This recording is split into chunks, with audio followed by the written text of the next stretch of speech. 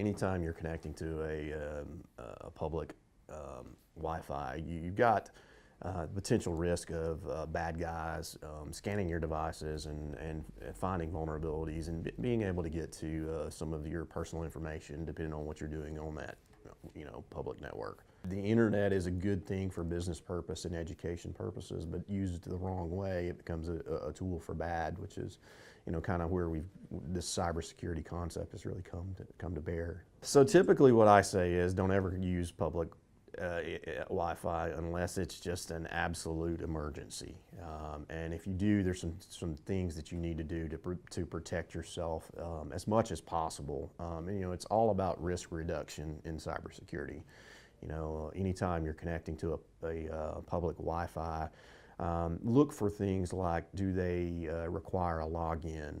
For instance, if you go to some of the local coffee shops and something like that, you have to make a purchase in order to gain access to their Wi-Fi. That's one step. Now, granted, it's not a really secure method of protection, but it is one step closer. The other things you can do is use a VPN, a virtual private network.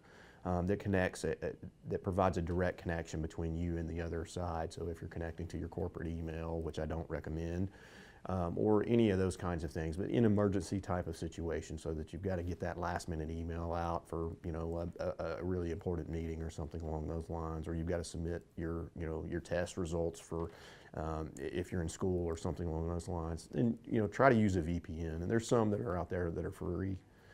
Some for purchase. Obviously the better ones are going to be for purchase. That's one thing you can do. Use applications that encrypt data in transit. There's another thing you can do to better protect yourself so that you're not doing clear text transmission across that Wi-Fi. So anything you can do to disrupt bad guys from having just an easy open access to your information is best practice.